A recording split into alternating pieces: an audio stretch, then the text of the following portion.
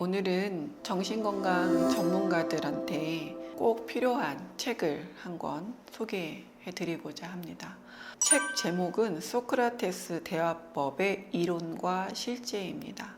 심리상담 전문가, 임상심리 전문가들은 심리치료와 심리상담을 할 때 소크라테스식의 문답법을 이용하곤 합니다. 그런데 소크라테스식의 문답법을 배울 수 있는 기회가 많지 않거든요. 소크라테스식의 문답법 또는 질문법, 대화를 논박법이라고 하는 것들을 배우기 위해서 요 좋은 교재로 사용할 수 있는 소크라테스 대화법의 이론과 실제, 박혜용 선생님이 지은 책입니다. 자, 이 박혜용 선생님은 숭실대학교에서 철학, 역사학, 교육학을 공부하였고요. 서양 철학을 전공해서 그러신지 내용 구성이 상당히 구체적이고 또 실제적입니다. 자, 몇 개만 좀 챕터를 반영을 한번 해보도록 하겠습니다. 제가 이 책을 추천드리는 이유는 소크라테스식의 대화법에 대해서 실제 부분을 제대로 배울 수 있는 책이라는 생각이 들어서입니다. 차례를 한번 볼까요?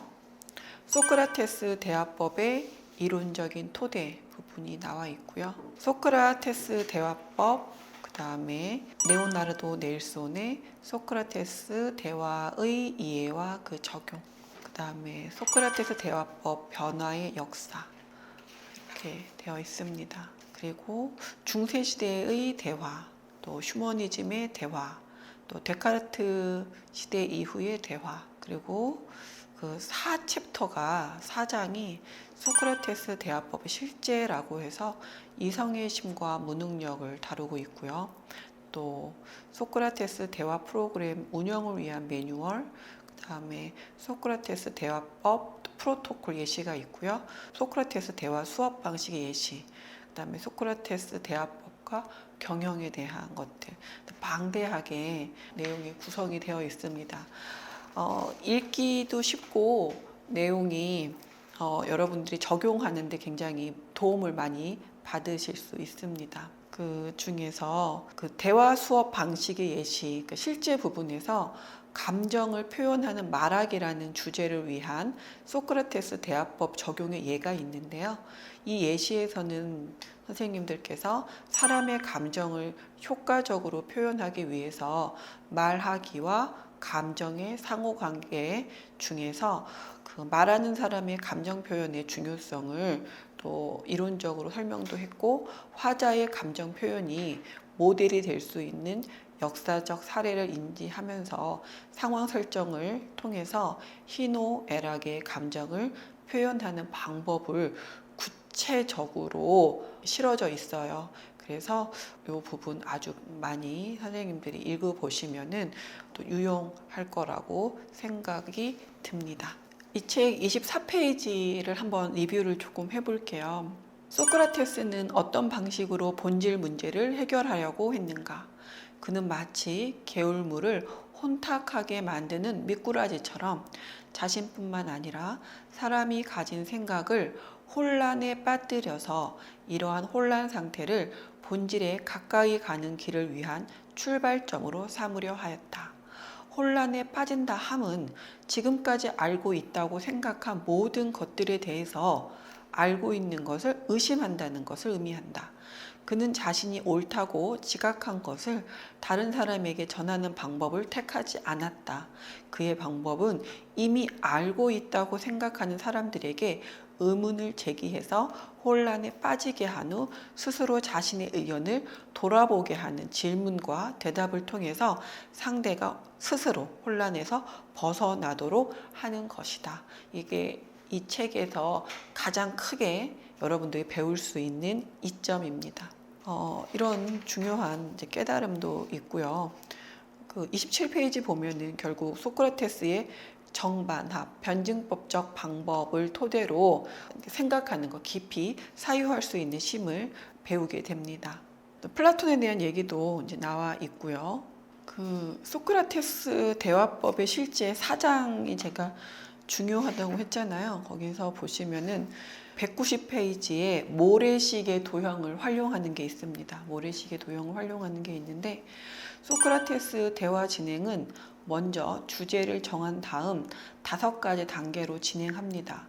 주제에 대한 질문과 자신의 경험에 근거한 의견과 주장을 말하기, 참여자가 자신의 주제를 다루기에 가장 적합하다고 생각하는 한 사람의 의견을 선택하고 이를 입증할 수 있는 구체적 사례를 제시하고 이를 참여자 모두가 함께 텍스트로 만들기, 사례를 하나의 텍스트로 완성하고 내용을 점검하기, 텍스트를 분석하고 그 분석 내용에 대한 이유와 근거 말하기, 즉 서로 다른 판단에 대한 전제를 알기.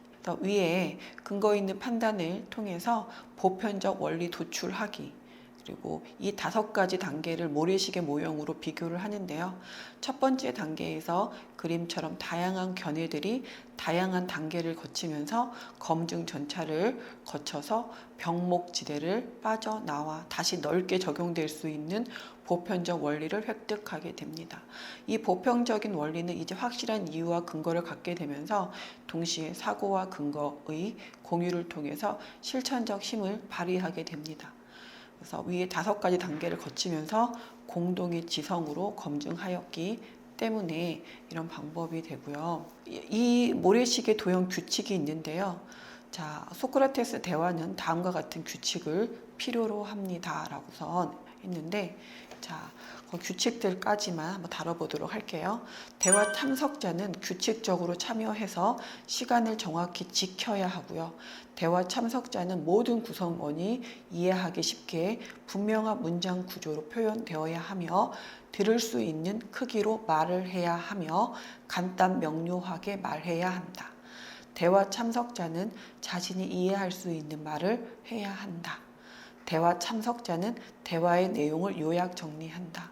대화 참석자는 대화에 적극적으로 참여해야 한다. 대화 참석자는 만약 이해하지 못한 말이 나오면 반드시 되물어서 그 의미를 이해하고 다음 단계로 나가야 한다. 대화 참석자는 외적 권위에 의지하지 않고 자신의 생각을 말해야 한다. 네, 이런 것들을 하나하나서부터 굉장히 이 책에는 구체적으로 이렇게 모델과 실제가 잘 소개가 되어 있습니다. 그래서 정신건강 전문가들이라고 한다면, 자, 이 책을 한 번 정도 정독을 해서 소크라테스에 대한 그 질문법에 대해서 한번 역량을 강화시키면 좋을 것 같습니다.